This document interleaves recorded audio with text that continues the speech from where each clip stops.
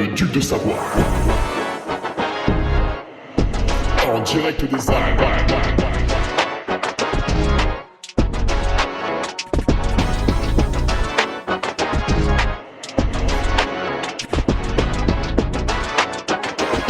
Le podcast de Hugo Ferrari. Et bonjour tout le monde, on se retrouve pour le podcast numéro 250. Podcast numéro 250 et on est un petit peu en transition, alors non pas, pardon je braille dans mon nouveau micro, non pas une transition sexuelle mais une transition entre, je rappelle, le mois d'Olivier. Le mois d'Olivier avec 4 podcasts dédiés à sa seule et unique petite personne. Et puis maintenant, plus cool, tu vois, le numéro 250, une petite question by me par mois, tu vois, une suggestion que je me permets de vous faire comme ça, là, maintenant, tout de suite. Pourquoi suivre un sportif sur les réseaux sociaux, en fait? Est-ce que ça a un intérêt? Qu'est-ce que ça apporte de se pignoler comme ça, constamment, sur des images Enfin bon, on va voir ça ensemble. Alors, pourquoi je vous propose ma question, faisant fi de l'avis de mes auditeurs? Eh bien, déjà, c'est très simple. Étant duc, et donc par là même dans un style moyenâgeux dictateur, eh bien je fais ce que je veux. Mais aussi puisque je n'ai plus trop de questions qui me viennent par mail. Alors peut-être vous ai-je épuisé, il est possible que je vous ai instruit sur absolument tous les domaines, étant moi-même expert en tout, je le rappelle. Voilà, si vous voulez des conseils en finance, n'hésitez pas. En amour, pareil, faites-vous plaisir. Non, mais j'ai plus de questions très très intéressantes. J'ai un petit stock là de vieilles questions, mais elles sont pas. Si tu veux, je me suis pas levé avec un bras-de-marre énorme quand je les ai lues, donc bon, on va laisser un peu de côté pour le moment. Donc je vous encourage vivement à m'écrire sur mon mail hugoferrari20@gmail.com. Si vous avez la vieille adresse, laposte.net, là, le truc de paysan, là, ça marche aussi. Je l'ai encore. J'ai pas supprimé cette adresse postale. Donc ça peut très bien se faire. Voilà, n'hésitez pas à envoyer mes questions, même si, alors attendez, mercredi prochain,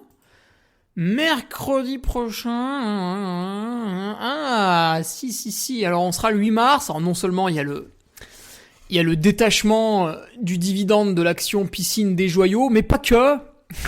Ouais, ça c'est vraiment un truc de riche, mais pas que. Excusez-moi, amis pauvres, désolé, vous n'avez peut-être pas compris. Mais pas que, puisqu'il y a aussi mercredi 8 mars le tout dernier podcast. Putain, quel horrible personnage je suis. Le tout dernier podcast avant de basculer sur le J-30. Eh oui, le J-30 avant Istria. Alors si t'es pas abonné à Patreon, tu l'auras un peu dans l'os, parce que t'auras que le mercredi, tu vois, qui sera public. Ça c'est du marketing, ça c'est du business. C'est pour te faire un petit peu saliver, tu vois. Comme ça, j'ai écouté le J-30, parce que... Mais les planètes sont alignées, hein, pour le 100 miles of Istria. Moi, je vous le dis, les planètes, elles sont alignées. Je vais gagner cette course, même si Jim Wamsley est au départ, il va finir derrière. Voilà, c'est Jésus l'a prédit, l'a pronostiqué sur BetClick. Jésus a mis un sacré paquet de blé là-dessus et regarde, il aligne les planètes. Le J-30 démarre pile poil le mercredi 15 mars, c'est magnifique. Et du coup, après, vous allez vous taper, pour vous qui m'écoutez sur SoundCloud, mais qui refusez obstinément d'aller sur Patreon, c'est très très mal. Vous allez avoir le J-23, vous allez avoir le J-16, 9 et 2. Ouh là là, il sera excitant celui-là. Voilà un petit peu pour la suite des opérations. Donc, bienvenue bien sûr au nouveau patriote. Nouveau patriote, qui est-ce qu'on a avec nous aujourd'hui? Eh bien, nous avons pas mal de patriotes féminines. Ça y est, c'est la fête. Patriote féminine, alors, en étant nouvelle sur ce Patreon, j'ose espérer que vous avez rempli l'objectif du mois de février, puisque les 12 travaux du Duc ont été lancés, le 400 mètres, le 800 mètres, voilà, j'espère qu'il a été fait, puisque s'il y a 10 femmes qui participent, à la fin de l'année, on pourra récompenser un podium. Je regarderai ça tout à l'heure, parce que je vais aussi publier les classements suite à ce mois de février pour les patriotes, voir qui est-ce qui est rapide et qui est-ce qui s'apparente un peu plus à un espèce d'énorme Panzer. Voilà, après il y aura d'autres défis. Ne vous inquiétez pas, amis lents, vous serez mis à l'honneur plus tard. Bref, ouais, nouveau patriote, donc les féminines, ça fait plaisir, elles sont très très rares sur le Patreon. Caroline Raffin et peut-être la fille Henri Raffin avec les saucissons, je sais pas. Et Chloé...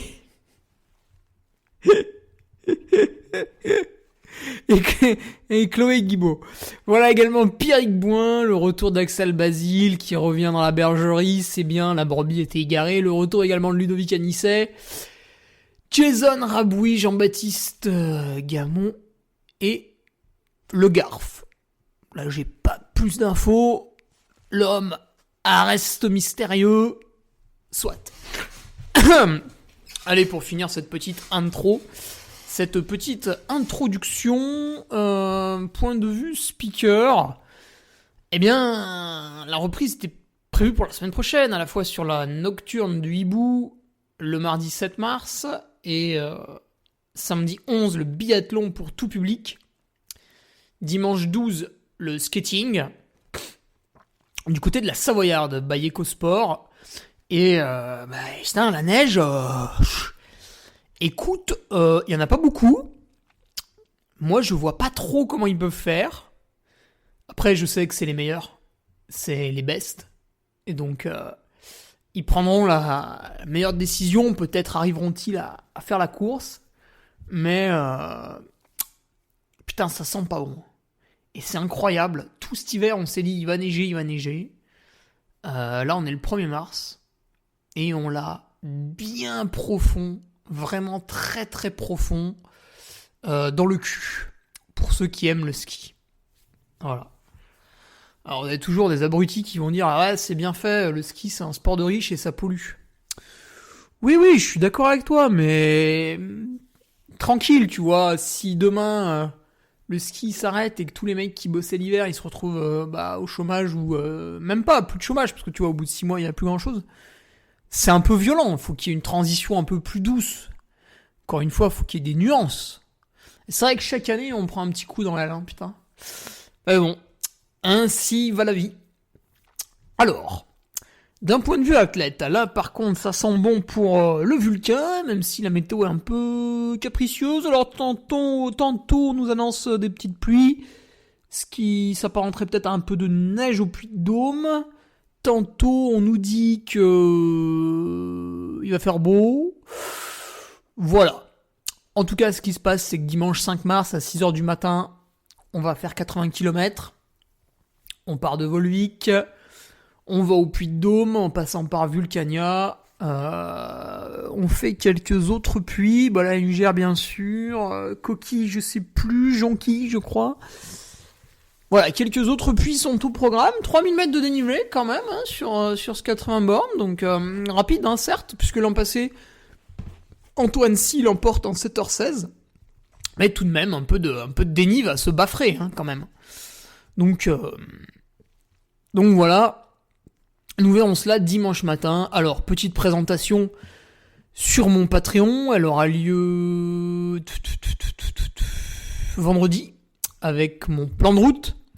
À quelle heure je pense arriver aux différents ravitaillements. Qu'est-ce que je vais faire sur ces ravitaillements. Qu'est-ce que je bois, qu'est-ce que je mange. Je vous rappelle que toute ma stratégie est basée sur la nourriture Baou.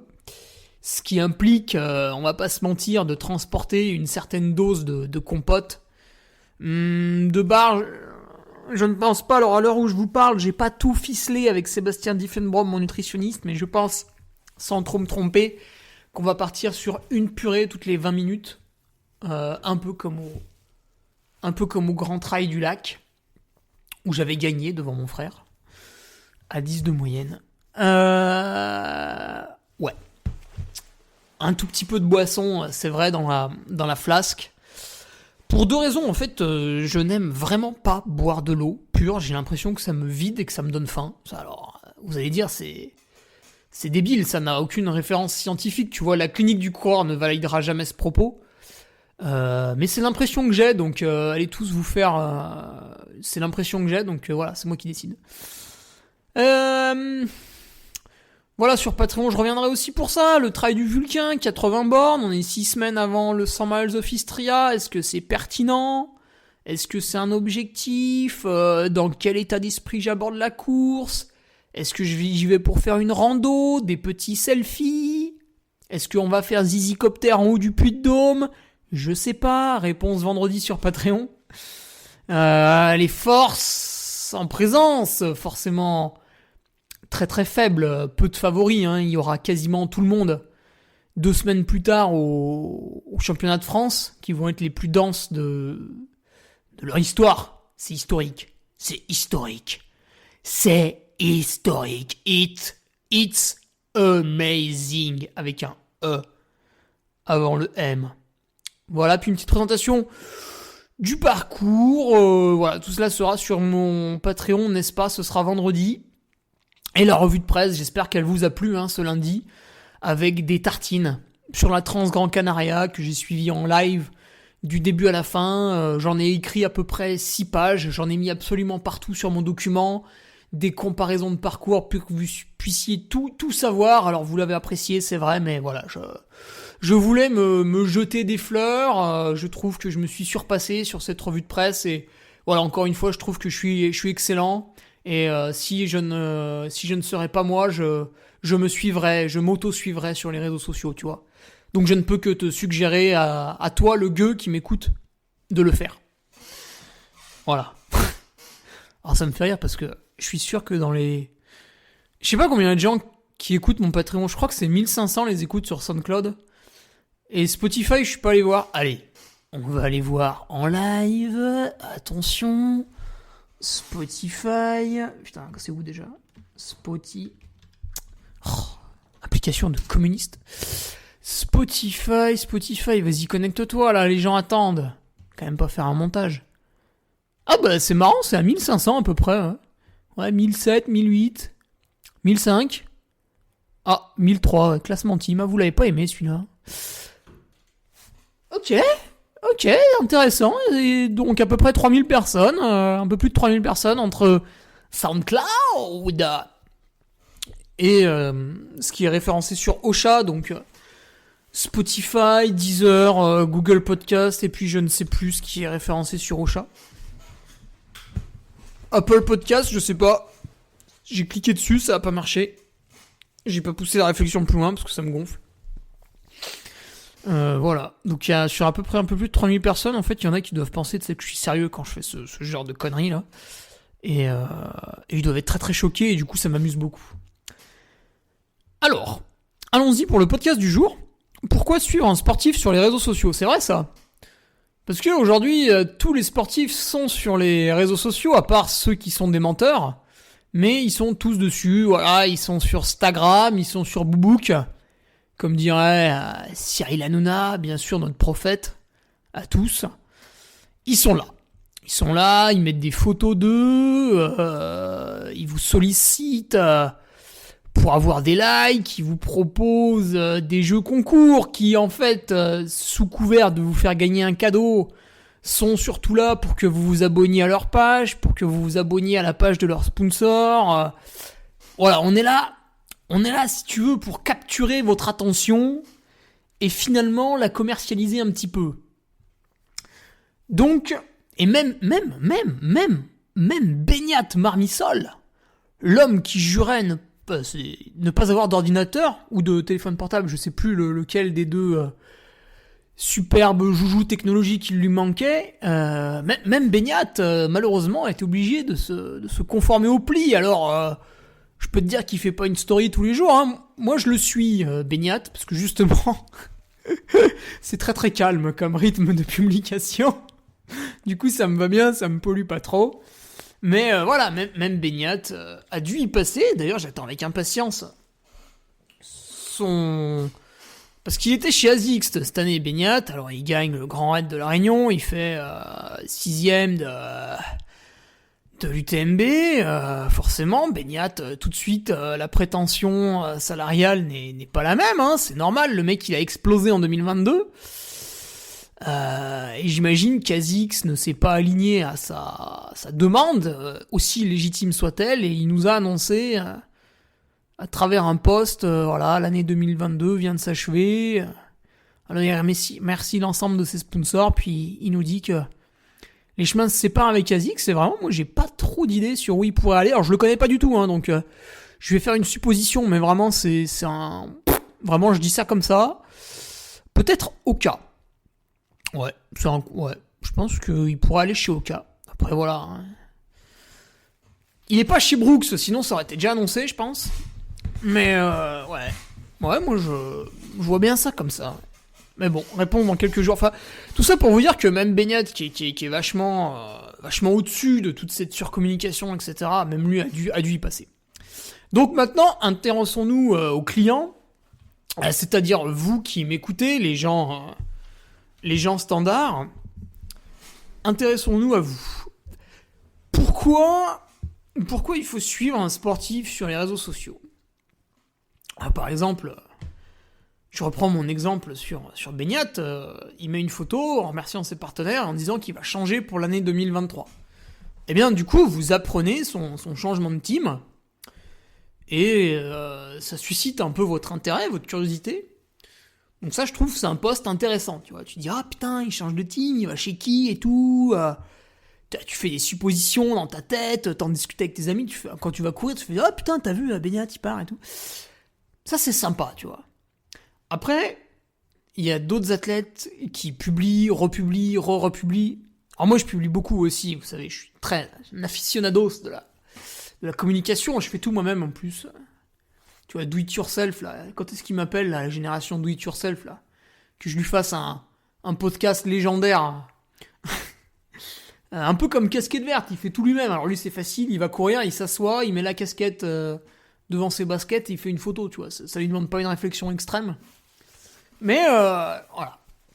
Je ne vais pas m'en cacher. Donc, suivre quelqu'un, en fait, pour vous, qu'est-ce que ça va être ?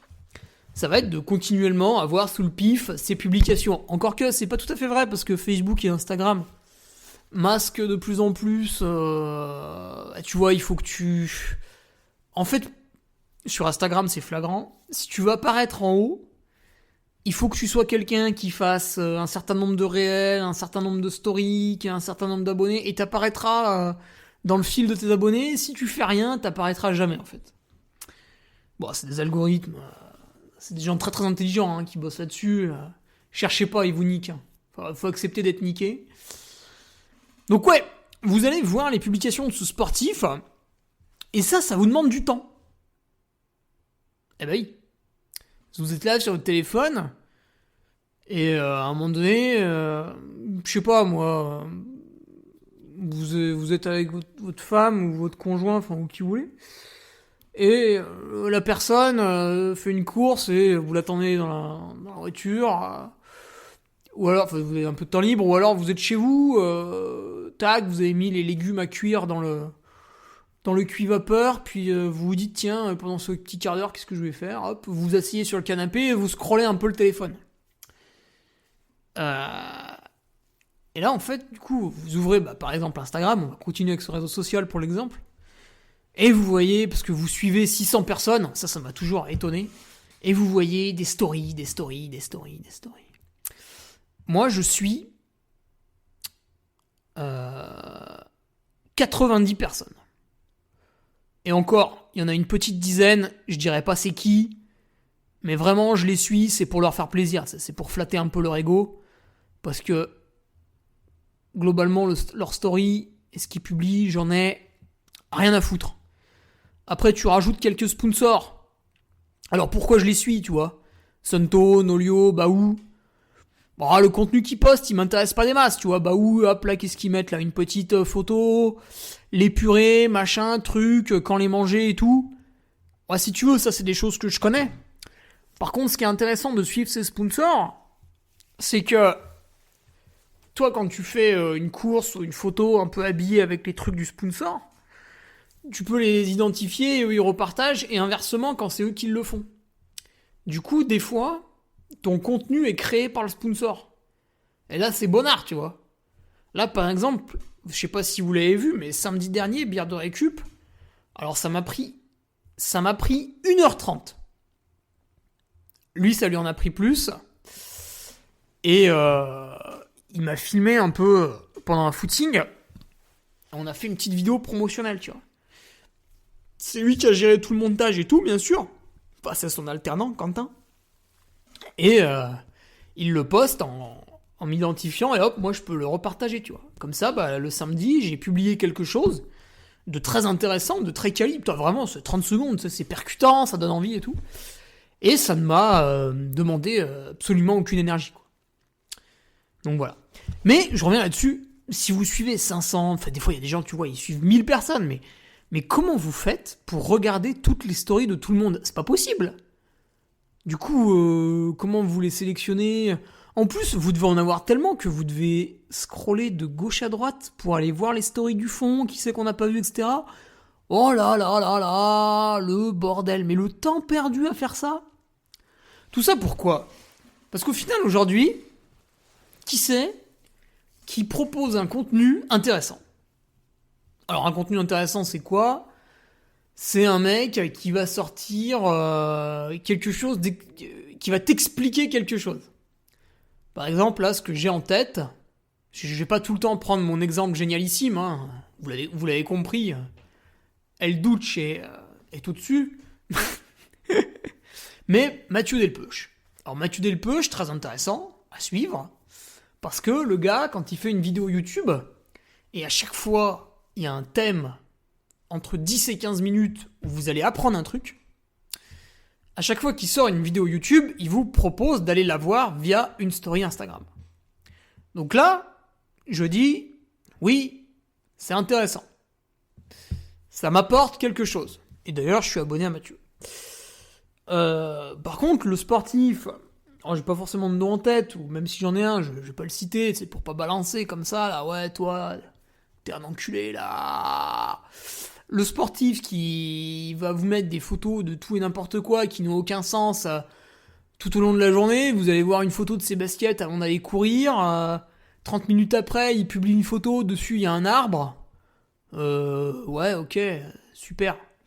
10 minutes après, c'est un selfie, ça c'est horrible ça, un selfie de lui, je sais pas, en haut d'une montagne, mais bon, on voit rien de toute façon parce qu'il y a sa tronche au milieu. 15 minutes plus tard, il fait un truc, il est en train de mettre son complexe. Toi, en fait, ce qui te ferait rigoler à la limite, c'est qu'il se le mette sur la tub. Ouais, c'est, tu vois, c'est pénible. Enfin, ça apporte rien, quoi. À ce moment-là, le gars, on lui fout une GoPro sur la tronche, on la laisse allumer en permanence, on fait un live, et au lieu d'appeler ça Secret Story et les mecs qui s'enfilent dans les placards sans qu'on puisse les voir, ça s'appelle Secret Trial Story, tu vois. Donc, ouais, ça a peu d'intérêt. Du coup, c'est énormément de temps perdu. Donc, il faut vraiment choisir qui vous suivez sur les réseaux sociaux, parce que, en fait, en vous disant, putain, lui, il est vachement balèze et tout, je vais le follow, bah, tu vois, par exemple, Kylian Jornet, je le follow pas, parce que je regarde un peu ses posts et tout, ben, j'en ai rien à cirer, en fait, de ce qu'il raconte. Ça m'intéresse pas. De temps en temps, il y en a un sur 1000 qui va m'intéresser, mais... Après, ce qui est rigolo avec lui, c'est qu'il est tellement connu que quand il y a un truc intéressant, en fait, il y a d'autres gens qui me le partagent.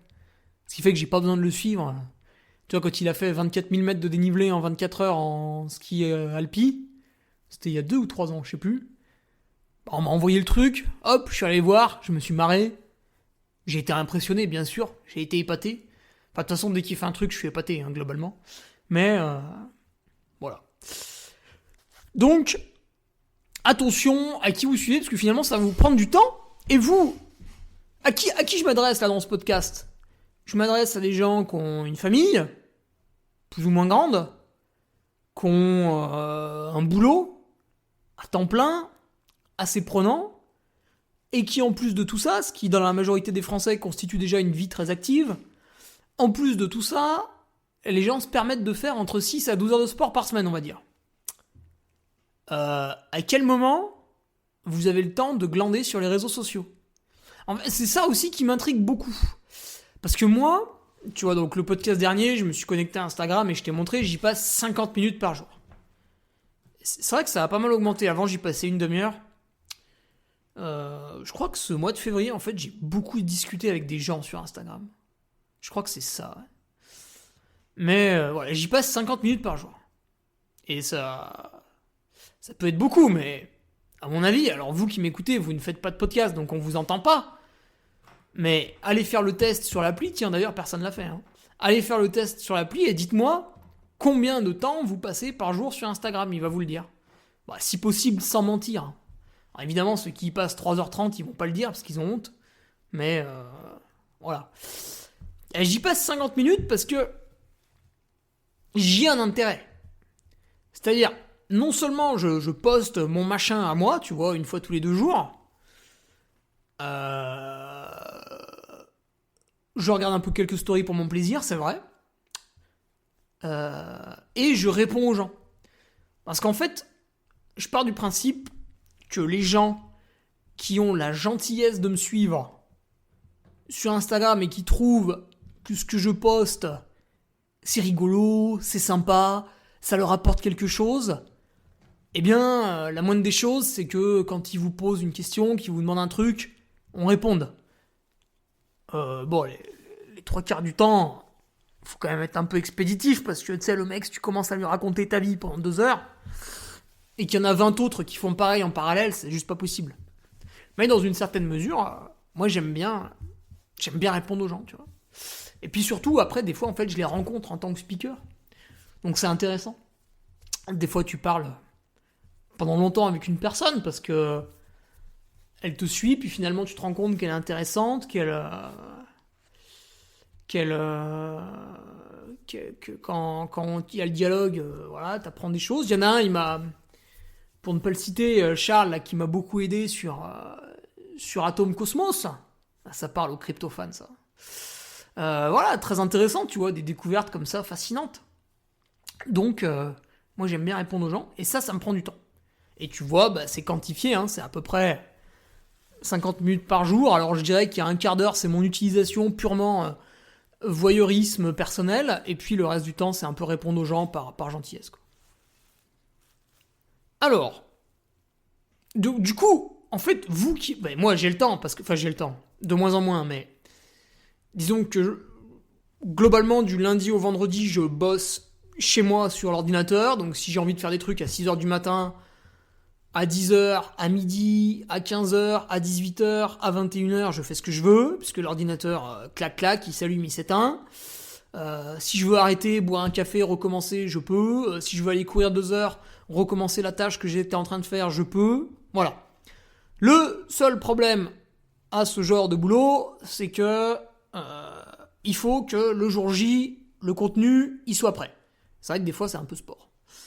Surtout que de plus en plus, je m'éparpille. Je fais des revues de presse qui durent 15 pages, au lieu de 5 avant, tu vois. Ah, je vous gâte, hein. Ah là là. Donc, ouais, moi, à aucun moment, j'ai le temps de glander. Alors, je glande un peu, hein, je scrolle aussi Twitter. J'aime bien un petit peu d'actu politique, même si, tu sais, j'ai pas non plus le temps de vérifier les trucs, mais voilà. Un petit peu de voyeurisme comme ça. Je trouve ça un peu plus pertinent que la télé, en fait. De plus en plus. Et du coup, je ne regarde plus la télé. En fait, j'ai remplacé mon temps d'écran télévision par du Twitter, un peu Insta aussi. Mais ouais, en fait, je dois toujours avoir le même temps d'écran dans la journée, finalement. Ça n'a pas augmenté, parce que, ouais, putain, la télé, à part de temps en temps le biathlon. Voilà. Donc, tout ça pour dire, vous qui m'écoutez, vous n'avez pas de temps à perdre, en fait. Vous avez trop de trucs à faire. Moi, j'ai pas de famille. Enfin, j'ai pas de famille. J'ai pas d'enfants. Après, il y a la compagne, il y a les parents, il y a le frère, il y a la sœur, il y a le truc, il y a le machin, il y a les tontons, il y a la mamie, voilà. Mais j'ai pas d'enfant, tu sais, l'enfant c'est le truc pénible, c'est lui il te regarde, puis faut que tu obéisses à ses ordres. Ça j'ai pas, ça, c'est vrai. Mais, donc j'ai un petit peu plus de temps libre peut-être que d'autres, mais Déjà, moi, je vois pas trop où glander sur les réseaux sociaux. Hein. Donc faites bien attention à ça. Vous faites pas attraper comme ça, quoi. Et je le vois d'ailleurs, hein. À chaque fois que je dors mal, c'est parce que... Alors, il y a plusieurs raisons. Ça peut être parce qu'il y a eu une réunion tard du niveau les revards, ça c'est possible. Ça peut être parce que je rentre d'animation un peu tard. Là, c'est toujours très très dur de trouver le sommeil rapidement. Moi, j'ai besoin de décompresser avant. C'est de faire une transition. Un peu comme si tu faisais du sport le soir, tu vois, tard le soir. Et puis des fois, c'est... Ouais, j'avais un truc qui était en retard. Malheureusement, j'ai pas pu le finir. J'ai dû rouvrir l'ordinateur ou le téléphone pour envoyer un document à une personne avant le lendemain. Et je me suis fait happer par le réseau social en même temps. Et là, j'ai été baisé, tu vois. Et là, derrière, il y a mauvais sommeil. Et ça, je pense, c'est le cas de beaucoup de monde. Donc, méfiez-vous de ça. Ça, c'est le côté néfaste. Maintenant, le côté positif, et encore, il y a le oui et le non. Le côté positif, c'est que quand vous suivez un athlète, bah, ça vous coûte rien. Enfin, si, du temps de cerveau, mais après, si vous regardez pas ce qu'il fait. Mais quand vous vous abonnez à sa page, quand vous mettez un petit j'aime sur un de ses contenus, quand vous mettez un commentaire, vous apportez à l'athlète que vous suivez une visibilité. Et lui, derrière, au-delà du pur plaisir d'avoir une meilleure visibilité que son petit copain Zélite, il peut présenter cette visibilité à ses sponsors pour leur dire, écoutez les gars, mon audience, par rapport à l'an passé, elle a fait x2, donc vous me donniez 2000 € à l'année pour me défrayer sur les compétitions, j'ai une audience 2 fois plus large, vous allez me donner 2 fois plus. Et si vous voulez pas, je vais aller voir le concurrent. Bon, moi je ne pratique pas ça, parce que j'aurais du mal à aller voir le concurrent de mes sponsors, ça je vous l'ai expliqué il y a 2 ou 3 podcasts. Mais en tout cas, c'est tout à fait entendable, hein. Bien sûr, c'est du commerce. Hein. Donc en fait, en suivant quelqu'un, vous allez lui donner ce pouvoir. Alors vous allez me dire, ouais, mais c'est pas un like qui va... Oui, mais c'est toujours pareil. C'est 1 plus 1 plus 1 plus 1 plus 1, c'est... Faut arrêter de penser le monde qui se révolutionne, le machin, le truc. Il faut uniquement penser à votre action, à vous, à quoi elle sert, comment je l'utilise. Tu vois, la pollution. Bon, je fais attention parce que j'ai une certaine conscience. Mais globalement, je pourrais faire n'importe quoi, ça va rien changer. Regarde la Chine, regarde l'Inde. Tu crois que l'Inde, ils vont refuser à accéder au confort que nous, on a eu entre les années 1990 et 2020 ? Non, ils vont vouloir exactement le même lifestyle qu'ils ont vu dans les pays occidentaux. C'est sûr et certain. Il faut vraiment être un gros débile pour penser que l'Inde, qui est en pleine expansion, va se dire « Ah bah attends, non mais finalement on va rester des bouseux de paysans et on va rien développer dans notre économie, quoi. » Eh ben non, ça marche pas comme ça. Ils vont gentiment te demander d'aller te faire foutre. Hein. De toute manière, l'Inde sont pas... Tu vois, ils sont plutôt dans les BRICS et pas trop dans l'OTAN, quoi. Ouais, expert en géopolitique aussi. Donc, voilà, votre petite action à vous, c'est tiens, je vais donner un like à cette personne. Tiens, je vais m'abonner à cette personne. Et tant pis s'il n'y a pas 100 000 autres personnes qui me suivent, mais moi je le fais. C'est mon action, c'est... Voilà. Du coup... Quelque part, vous lui faites un petit cadeau à cet athlète. Vous dites, ah ouais, lui, je l'aime bien, il me fait rêver, j'aime bien les valeurs qu'il transmet, je l'ai rencontré, je le trouve sympathique, etc., etc. Il y a voilà, plein de choses qui font que vous l'aimez bien. Et vous choisissez, du coup, de lui faire un petit cadeau et vous lui offrez de la visibilité via votre petite action. Alors, vous pouvez aussi partager son contenu, etc., etc. Voilà. Mais gardez à l'esprit que quand vous faites ça, vous lui donnez du temps de cerveau. Alors que vous pouvez aller sur mon Patreon et faire des dons, puisqu'après vous n'êtes pas obligé de consulter mon contenu. Mais c'est pas une bonne manière de faire, je pense. Mais d'ailleurs, si, c'est vrai. Il y a quelques mecs là, parce que, en fait, à chaque fois, je vous parle des gens qui s'abonnent au Patreon, mais il faudrait aussi que il y a ceux qui se désabonnent, tu vois. Et des fois, ce qu'ils mettent dans l'enquête de satisfaction, réalisé par le GIGN, qui s'est introduit chez vous, ils mettent voilà, moi j'avais envie de soutenir Hugo Ferrari avec une certaine somme. Au bout de 3 mois, la somme a été atteinte. J'estime que je l'ai soutenu à hauteur de ce que j'envisageais. Et voilà, nos chemins se séparent. Je lui souhaite une très bonne continuation, machin. Et mais tout à fait, bien sûr. Donc voilà. Ça, c'est le côté positif. Vous pouvez soutenir quelqu'un comme ça. Et le côté négatif... le côté négatif, c'est si vous l'aimez pas, par exemple. Si vous l'aimez pas, ne le suivez pas. Parce que si tous les gens qui n'aiment pas une personne ne le suivent pas, il a une audience qui est très petite, et du coup, il tombe dans l'oubli. Alors que si vous continuez à le suivre alors que vous l'aimez pas, ça se voit pas trop, tu vois. C'est comme les gens disent ouais, le gasoil ça pollue, il faut que Total Energy ils arrêtent de faire des profits, de nous en vendre, etc.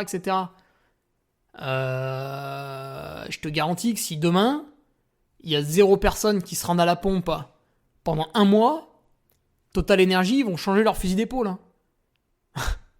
Sauf que ça marche jamais, parce que tout le monde se dit ouais mais c'est les autres et machin et bidule. Et moi aussi, j'ai abandonné l'idée du combat comme ça. Mais parfois ça peut marcher. Voilà. Donc il y a le oui et le non. Si vous avez envie de lui donner de la visibilité, allez-y. Ça va faire augmenter l'appétit des sponsors pour l'athlète. Et indirectement, vous allez lui permettre d'être mieux rémunéré. Et puis de le différencier aussi du nul qui communique bien. Ce qu'on appelle typiquement l'influenceur. C'est le gars qui... Alors il y en a, ils sont très bien. Hein. Ils sont sympas, ils proposent du contenu rigolo et tout. Et ils sont pas forts physiquement, mais en fait, quelque part, on s'en fiche complètement. Parce que ce qu'on veut, c'est se détendre en consultant quelque chose de sympathique. Et puis, t'en as d'autres. Ceux-là, c'est ceux qui sont pénibles. Qui se permettent de donner leur avis sur tout alors qu'ils ne sont experts en rien. Typiquement, vous avez le podcast de Rudy Koya, Leadercast. Et il donne un exemple formidable. C'était celui de mercredi... je crois que c'était la semaine dernière, mercredi 22 février. Le podcast Leadercast de mercredi 22 février. Ah mais, écoutez-le, c'est exceptionnel. Il désigne un type qui s'était permis de lui faire une remarque. Parce que bon, Rudy est quand même un expert dans le milieu de la musculation... Enfin, dans le milieu de la musculation sans dopage, surtout, ça c'est... voilà, depuis je pense une vingtaine d'années, le mec pèse dans le game, il est un peu au-dessus, tu vois.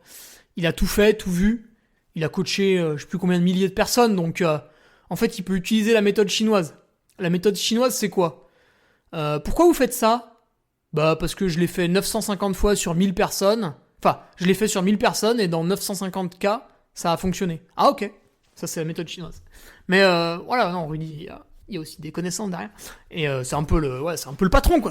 Tu peux pas trop le mettre en défaut. Et justement, il critiquait des mecs qui maintenant sont formateurs et qui en fait n'ont de formateurs que le nom. Tu sais, ils sont autoproclamés formateurs. Sauf qu'eux, ils vous vendent des trucs à 700 balles, tu vois. Alors que moi, je me suis autoproclamé duc de Savoie, mais c'est uniquement pour faire des blagues et raconter des conneries. Ça reste soft. Donc voilà. Vous pouvez dispatcher comme ça l'influenceur qui est médiocre ou le sportif qui est nul, qui vous intéresse pas parce qu'il fait un contenu guignolesque, vous le suivez pas, vous lui mettez pas de like, vous êtes pas abonné et vous le faites disparaître petit à petit à votre petite échelle. Déjà vous le faites disparaître de votre vue et ça déjà ça va vous faire du bien. Et puis celui que vous aimez, vous l'encouragez comme vous pouvez. Et comme ça vous rééquilibrez la balance et vous contribuez à ce que le monde soit meilleur. Alors ça marche pas parce qu'il va être meilleur uniquement à vos yeux. Et en fait, tout le monde ne partage pas votre point de vue. Quand vous vous baladez dans la rue, vous croisez des gens qui ont voté Jean-Luc Mélenchon. Alors c'est bien, c'est mal, je sais pas. Vous croisez des gens qui ont voté Marine Le Pen. Vous croisez des gens qui ont voté Jean Lassalle. Alors ça, c'est le top du top. Vous croisez des gens qui ont voté Olivier Besancenot. Non, je sais pas s'il se présentait en fait. Enfin voilà. Et en fait, il y en a, ils vous paraissent sympathiques, mais vous le savez pas, ils ont une idée qui est complètement différente de la vôtre. Tiens, ça m'a fait marrer. Quand tu vois Casquette Verte et Mathieu Augier qui arrivent main dans la main à la trace des maquisards. Alors moi, je connais les deux, tu vois. Et je sais qu'ils partagent pas trop les mêmes idées. Mais comme quoi, hein, le sport rassemble. Voilà. En tout cas, ils sont pas foutus sur la gueule. Comme quoi, hein, un peu de paix, bordel. Donc voilà, vous pouvez contribuer à tout ça, à équilibrer un peu la balance. Puisque j'aime bien, de toute manière, ça se fait tout seul, parce que les bons athlètes, alors au début ils pleuraient, ils disaient ouais, gna gna gna, ouais, vous aimez que ceux qui communiquent, nous on n'a pas le temps, on s'entraîne. Et en fait, de fil en aiguille, ils trouvent des stratagèmes pour communiquer un peu plus.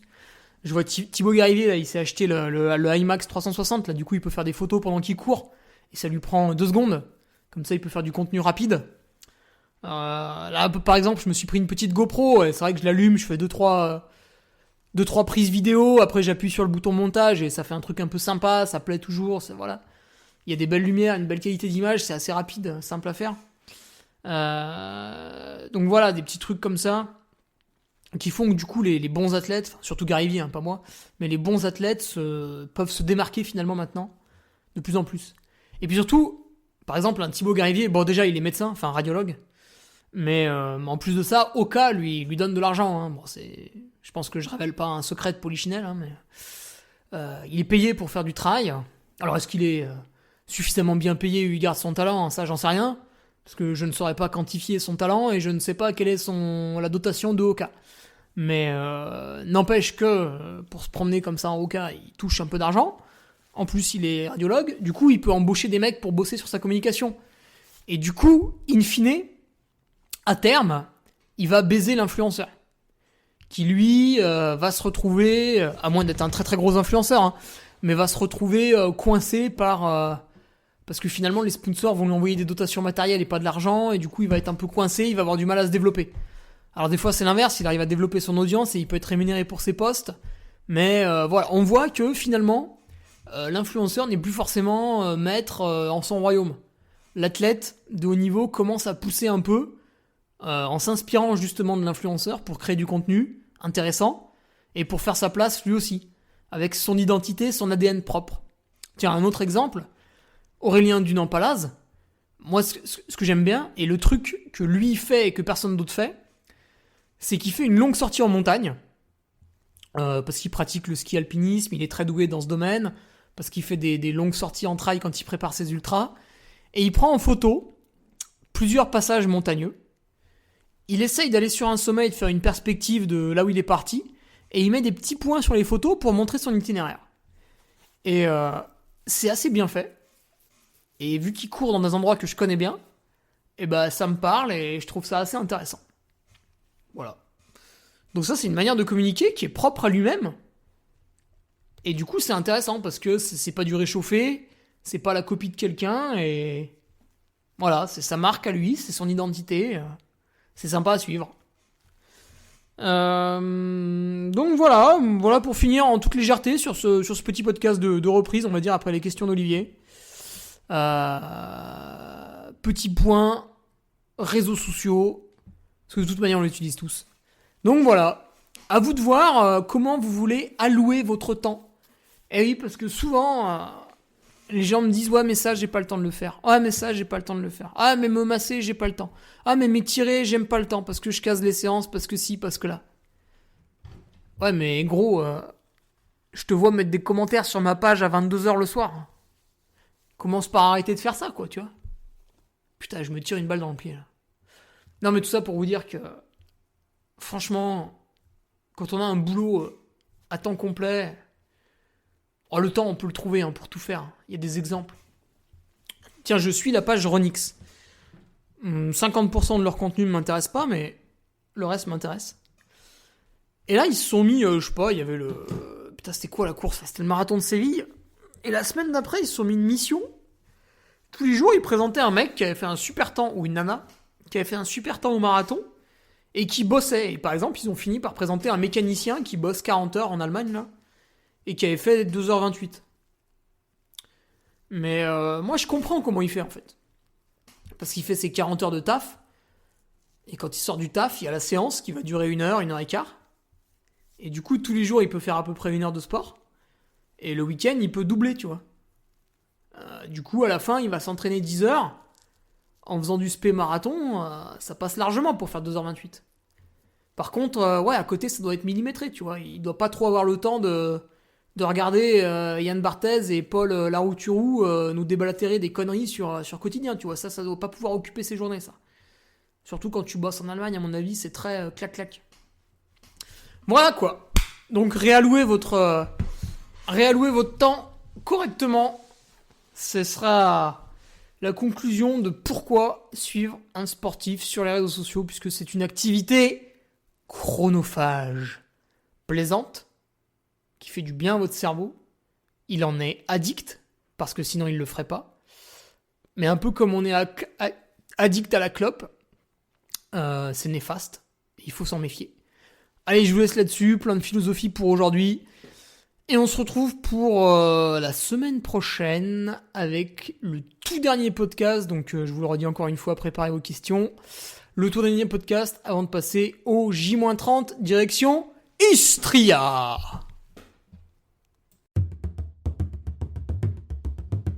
Tu viens d'écouter le podcast du Duc de Savoie. Si tu souhaites approfondir avec de pertinents articles d'éminents spécialistes, rejoins le Patreon.